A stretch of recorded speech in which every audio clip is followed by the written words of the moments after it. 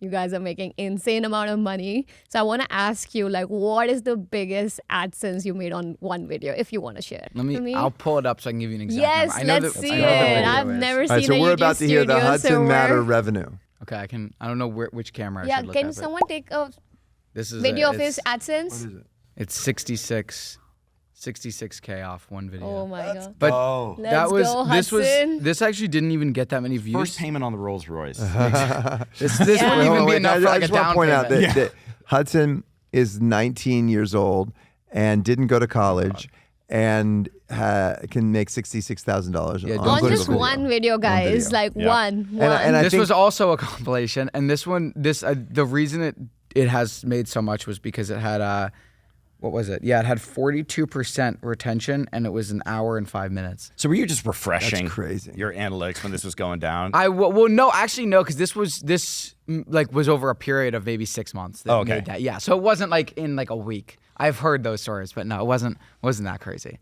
But yeah, it was Wow. cool. By the way, you can't really do these compilations anymore because YouTube has done a new policy now. Right. We have to keep posting original content. But the compilation model, while it was working, a lot of creators were using it. You can't overuse it, but every once in a while they take a bunch of their videos and put it into one video, and that's a much longer video.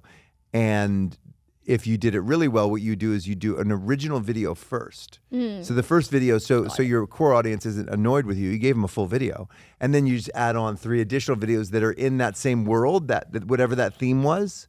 And now you've taken a 20-minute video and turned it into a 90-minute video.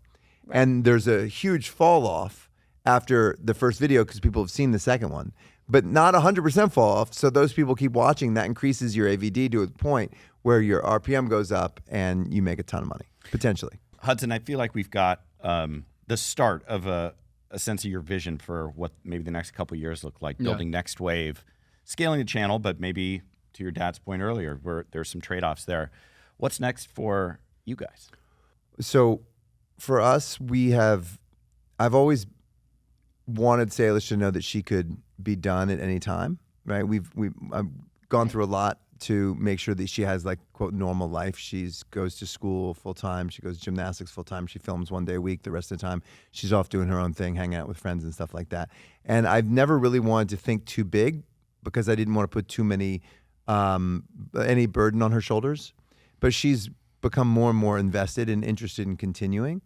So the first big thing is that we're going to launch a product in September. And we've never done that, but we really believe in this specific product in a way that we think it's giving back to our community. And so we're comfortable doing it. And it's with a big retailer, and I think it'll be really exciting.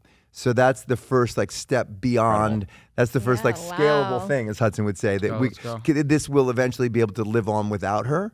Absolutely. And giving her the opportunity to be part of, building a brand outside of YouTube. So that's and that's your first kind of extension of products and beyond the channel, right? Yeah. Oh, for sure. So how did you think about making that leap? Like, obviously, this is kind of a risky call or outside of the norm.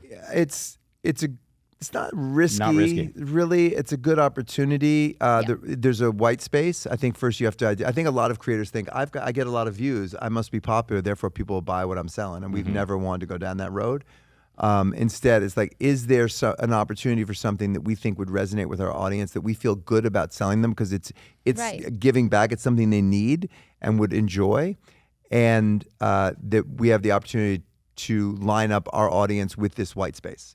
And there's not a lot of those, to be honest. There's not a lot of white spaces anymore, but this is one of them in a way. So that it seemed like it made a lot of sense. We were able to raise a lot of money very quickly, and I'm not going to say it's going to be big. I'm just going to say that we've put a lot of effort into making it as successful as possible. I think a lot of the creators I talk to is like, okay, how do I go beyond, especially for Instagram and TikTok content creators? And we had the merch, kind of the merch theme for a little while, and then that fell off, and then it was custom brands, and that's only seen a little bit of success there, mostly with big celebrities.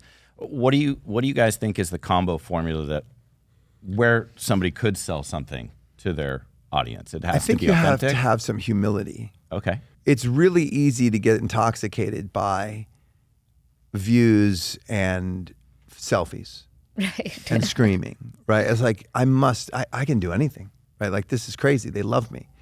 Not really. Like, you know, they enjoy, you may have algorithm hacked. They might enjoy your content, but not really know you so well. Maybe they want the selfie because they know of you, but they're not going to stand in line to buy your thing. They don't want to wear your hoodie, right? So merch is the perfect example. If you need to have a deep connection with that creator in order to want to wear their merch, obviously, like Logan Paul was the best at that. Whereas if you say instead, what is a product that could live without me? So it's not about me. There's too many creators are like, it's me. Look at me. Look at, aren't I great? Look at how awesome, how successful I am, right? Yes. And it's all about them versus I have a platform that will bring a lot of eyes to something. Right. What is that thing? But if that thing doesn't, it's a great thing whether or not I exist, and then I'm the cherry on top.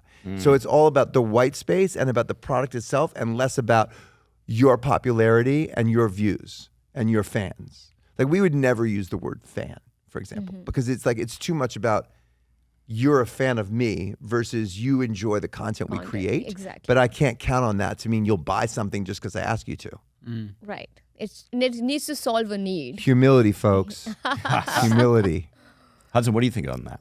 I mean, I pretty much agree with everything he said. I think if you can come up with a way to scale, I almost think there's like a few ways to go about it. One is the more Emma Chamberlain, Ryan Trahan way of very personal content.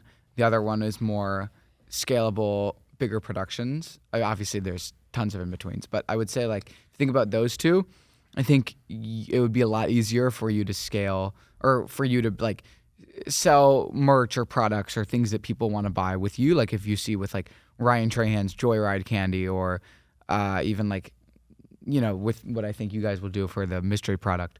It's like, you know, I don't know. I think what they've done really well is they've been able to kind of combine them where they have obviously high production value, but then also they have very deep connection. And, you know, like there's this website that they look at that basically tracks like the most famous people in the world. I'll take your talking point because he always says this. Surprisingly, I didn't. Yeah, I know. What's it called? It's basically called Famous Birthdays, and it's like Birthdays. yeah, Okay, it's sure. like every like I don't know, teen girl from like 12 to like 17 or whatever uses it. And so with that, like over Taylor Swift or Billie Eilish or whoever the famous celebrities are, it's like Salish is number one. So it's like Wow. Oh my and he's God. number 2 actually, which is pretty cool. All right. So I'm more famous than Taylor Swift, apparently. Yeah, exactly. Wow. But yeah, so like that's just an interesting way where they obviously have higher production value, but then they also have that intimate connection. So I think if you're able to kind of crack both, I think that's ideal. And I think what you see, the success of Joyride is directly related to his relationship with his audience. Yeah. And a lot of time, micro influencers who have 100,000 followers, but the followers are really Connected to them. connected and committed, can sell out a product in 5 minutes. And somebody with 100 million views, and I've known them, the creators, they walk, you know, they'll go into a mall, nobody shows up, right? So there is algorithm hacking, but then there's also storytelling and emotional connection. I think what Hudson's saying is the ideal is you try to get both. It's interesting too because it brings up a thing too with like short form versus long form content. Yes. I was talking to someone, I won't say who they are, but they have like I think nearly 10 million subscribers, but they're pretty much all short form. And then I was talking to someone from their team, and I knew they launched merch or something. So I was like, oh, how'd that go? And they sold like 5 T-shirts. Oh, brutal. Raven.